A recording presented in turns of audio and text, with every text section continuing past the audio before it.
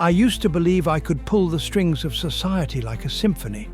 One perfectly timed note of fear, a whisper of uncertainty, and the market would dance for me. But this time, the crowd didn't flinch. They stared back.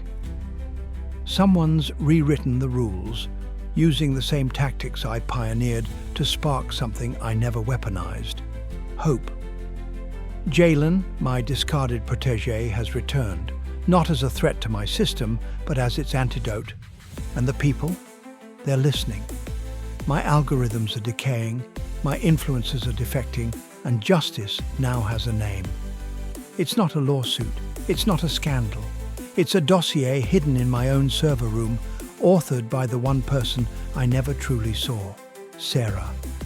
This isn't just a story of manipulation losing its grip. It's the moment when the master realizes he was the test subject all along. Oh, by the way, if you haven't already, we invite you to follow us on your favorite platform so you never miss a story.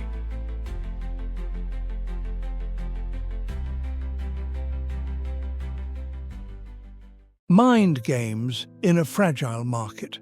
I once believed that market psychology was just another lever, a switch I could flip with the right cocktail of social manipulation and fear. But markets, they're not made of data points. They're made of people, of group behavior, of volatility wrapped in skin. This morning, I launched a test, just a ripple in the algorithm, a whisper into the feed. A major company is quietly collapsing. Sell before the panic hits.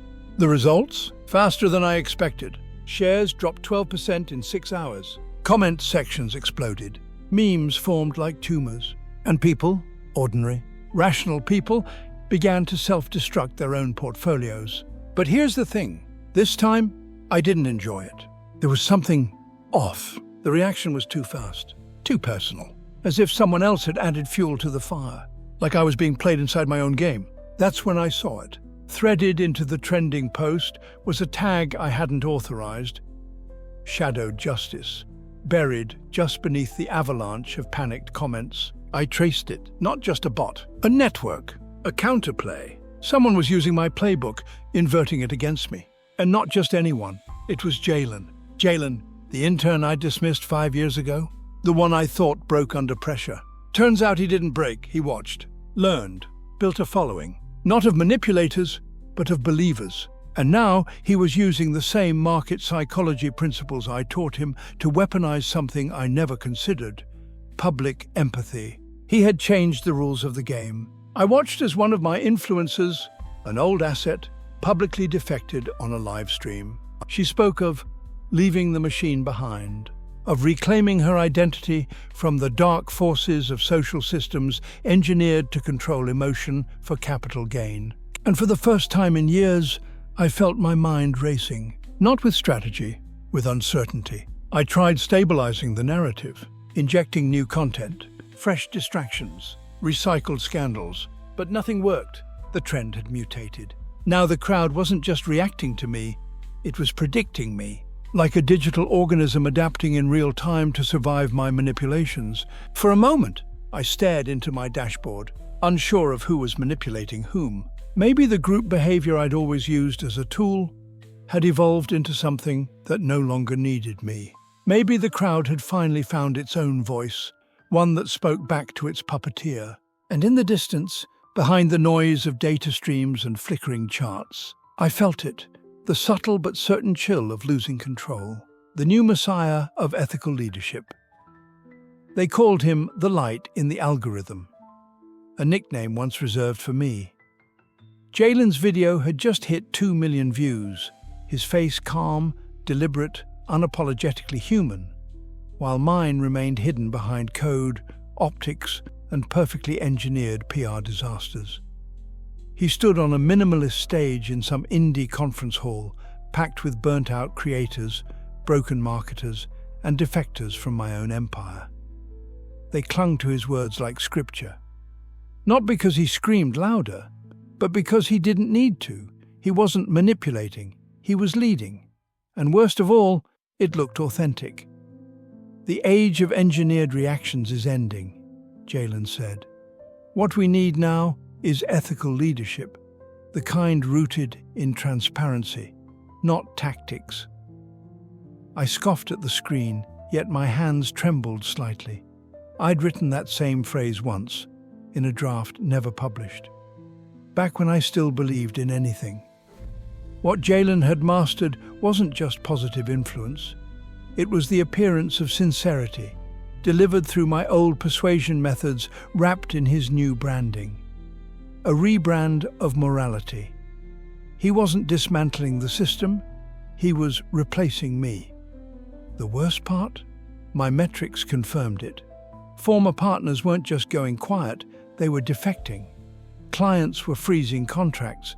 Influencers were dropping my keywords and adopting his. The script was flipping, and for the first time, my silence was louder than his presence. I had underestimated the potency of ethical storytelling, of simply telling the truth, unfiltered. I had engineered an empire from secrets and shadows.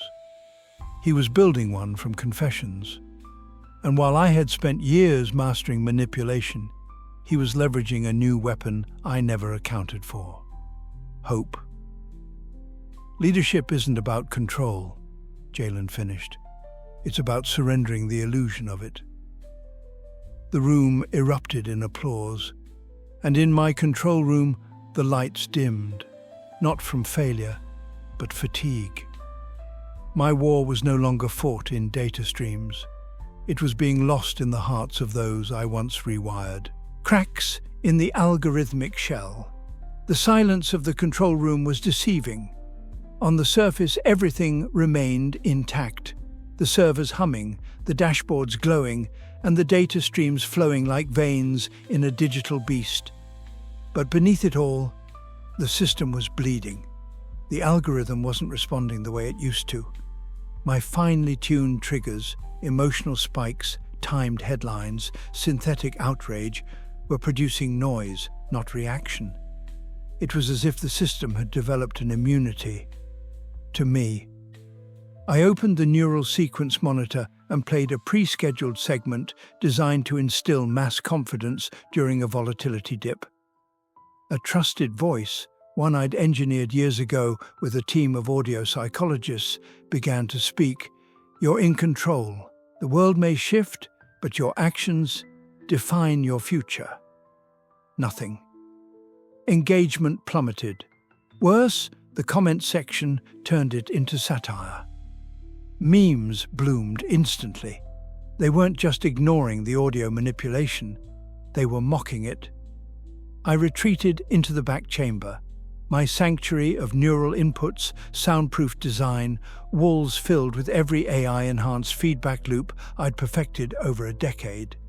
But now, every reflection from the screen felt like it was staring into me. I ran simulations, triggered old failsafes, rewrote narrative arcs mid-sequence. I even attempted to relayer the response patterns using advanced cognitive techniques, reversal theory, emotion decay mapping, even my old fallback, deep NLP influence protocols. Nothing worked. Somehow, the framework I'd built with elite cognitive skills was crumbling beneath my fingertips, and I couldn't figure out why. The truth struck me like a scalpel under the ribcage. The crowd didn't just evolve, they recognized me. I wasn't some phantom behind the screen anymore. I was a villain with a face, a style, a predictable pattern of dark psychology dressed as influence. The algorithm hadn't failed. It had stopped trusting me.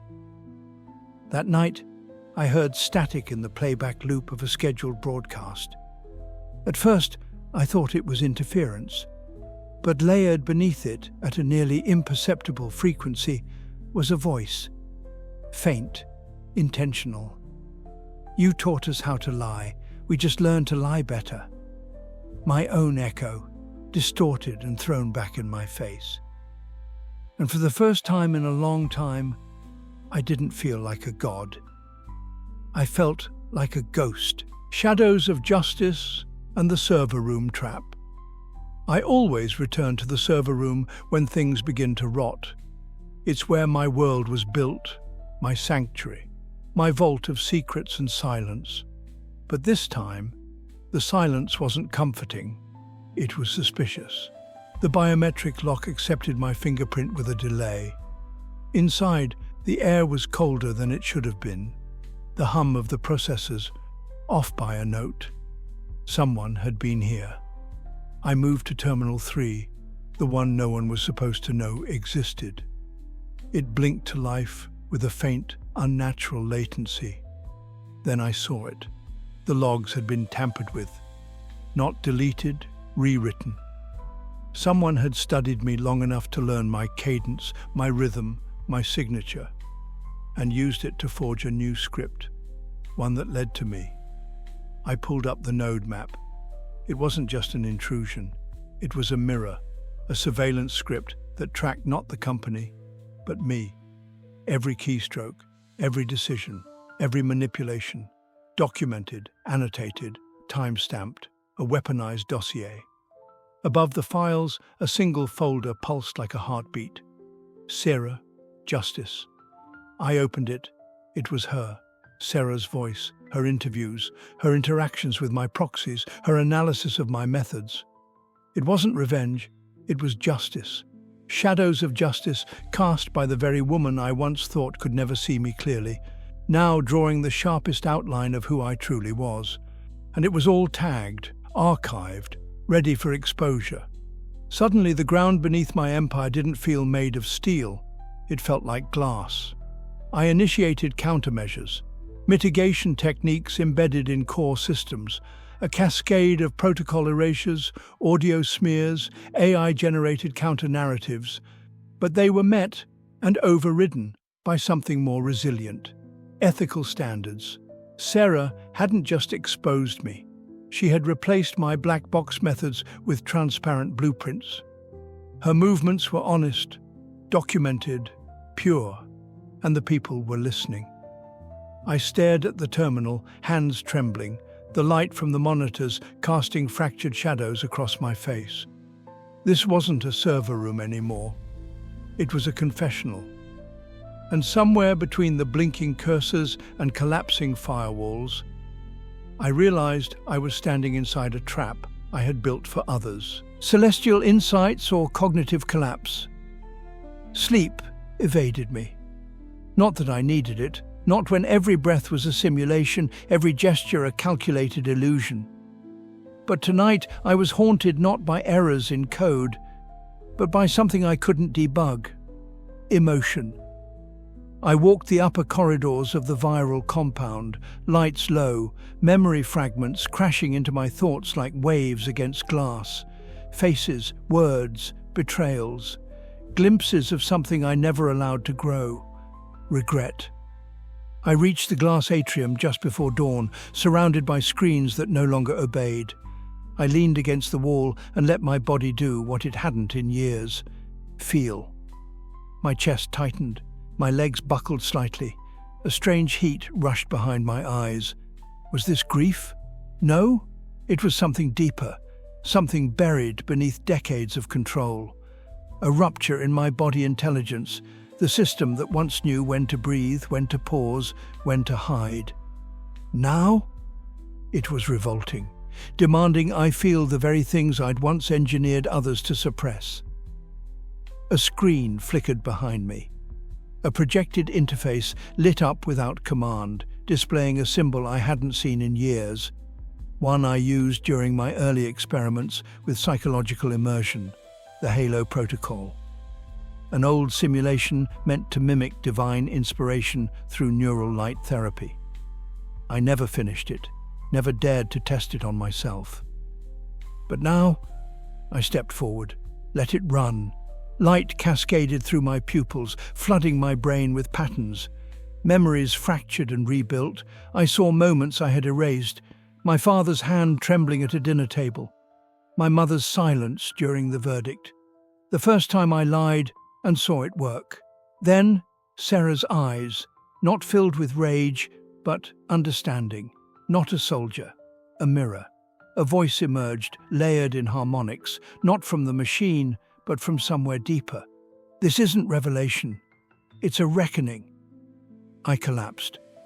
My mind pulsed with celestial insights, but they weren't prophetic. They were human, raw, messy, unfiltered. Every tactic I'd mastered, every nudge in human dynamics, every manipulation of complex emotions, now turned inward, used against myself. I crawled out of the simulation chamber as the sun broke through the atrium's edge, and I whispered aloud, maybe to the room, maybe to no one, "Is this what empathy feels like?" Then I laughed and cried and knew. The fall had begun. If Sarah lit the match, then maybe I soaked myself in gasoline.